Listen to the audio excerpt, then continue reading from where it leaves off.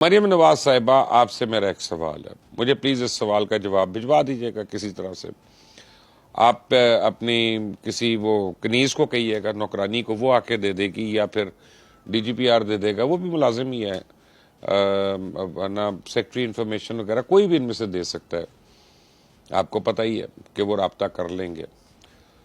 तो बहन मेरी, मुझे ये बताएं कि मैंने सुना है कि ये तहार टाउन जो है, इसमें बहुत बड़ी इन्वेस्टमेंट है आपके बेटे की, चौधरी मुनीर की और खोखरों की, और इसको इसको प्राइस बढ़ाने के लिए क्या किया गया, अब ये खबर नहीं है, ये मैं मरियम साहब सवाल पूछ रहा हूं आपसे। तो ये किया गया, मुझे जो बता रही है चुड़ैल, वो कहती है कि जी चीफ सेक्रेटरी ने कुछ 40 अरब रुपया सामने की साइड पे उसके लगा दिया तहार टाउन के, और वहां पे इन्होंने बनानी है कोई थीम सिटी बनानी है, और उसकी वजह से होगा ये कि तहार टाउन की कीमत और बढ़ जाएगी, जो ऑलरेडी महंगे दामों पे हम बेच रहे हैं तो वो और बढ़ जाएगी।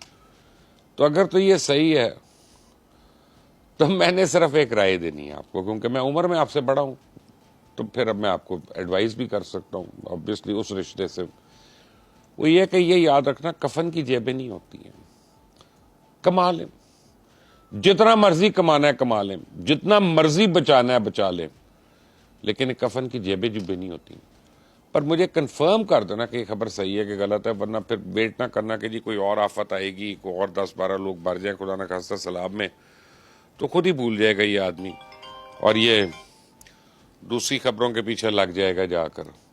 ठीक है, अब तो आपने वो पंजाब असेंबली ने कानून भी बना दिया हुआ ना जी, हम तो किसी से ये भी नहीं पूछ सकते राइट टू इन्फॉर्मेशन के तहत कि आपने इश्तिहारों की मद में कितना पैसा खर्चा, क्योंकि जब अगर हम ये पूछते हैं या आप बताएंगे, कोई सूबाई हुकूमत, पंजाब की हुकूमत हमें बता देगी, तो हमें पता चल जाएगा मीडिया में कितनी रिश्वत दी गई है, किस किस का मुंह बंद करने के लिए उसको कितने नोट डाले गए हैं।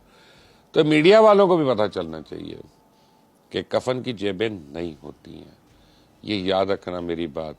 और ये अब सैलाब के ऊपर काम करना कुछ ना कुछ शुरू कर दे, या आपके दौरों से कुछ नहीं होना, आपके दौरों से सिर्फ इमदादी कार्रवाइयाँ रुकती हैं, खराब होती हैं। कि आप लोग जाते हैं तो पुलिस आपको प्रोटोकॉल देने पे रहती है, रेस्क्यू इदारे भी आपको दिखाने के लिए कार्रवाई कर रहे होते हैं वहाँ पे। अगर आप अपने सेक्रेटेरिएट में बैठे, कंट्रोल रूम में बैठ के देख लेंगी, तो वहाँ पे वो खुलकर काम भी करेंगे। इस वक्त जो मुझे पता है सिर्फ 3 इदारे काम कर रहे हैं, जेन्युइन लेजिटिमेट अच्छा काम जो कर रहे हैं। पाक फौज है, पाक फौज पहले दिन से गिलगित बल्तिस्तान, KPK, कश्मीर, पंजाब, हर जगह पे काम कर रही, और पाक फौज को सलाम है जिस तरह से वो काम कर रहे। लेकिन समझने की बात यह है कि पाकिस्तान की जितनी सियासी जमातें हैं वो इस पे मुझे कहीं नजर नहीं आ रही हैं, कोई सियासी जमात इस पे नजर नहीं आ रही है। इस्लामी जमातें नजर आ रही हैं।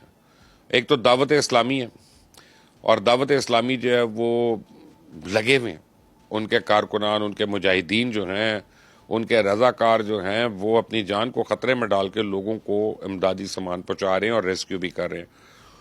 और एक और तंजीम जिसका नाम भी नहीं लिया जाता लोगों से, वह जमात दावा। दावा वाले जो हैं, इनको तो कोई दुनियावी सलाह तो मिलता नहीं है, इनको तो सिर्फ लोगों ने इल्ज़ाम ही इनके ऊपर लगाते रहना है।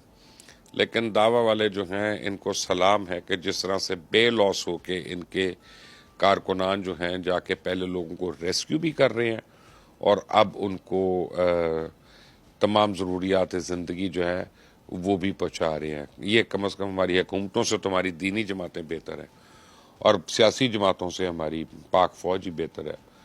तो अगर ये खुद से ना शुरू कर दें लोगों को इमदाद देना, तो ये तो इतनी जल्दी APC भी नहीं बुला सकते। बल्कि मेरा चैलेंज है कि पाकिस्तान की कोई सियासी जमात एक APC बुला ले हंगामी तौर पे, जिसमें तमाम सियासी जमातें हों कि हमने सैलाब में क्या मदद करनी है।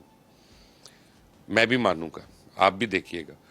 मैं भी अपनी इस उम्र में आकर मैं देखूं कि पाकिस्तान की सियासी जमातें जो हैं वो पाकिस्तान के लोगों से सिंसियर हैं कि नहीं है। जवाब आपने देना।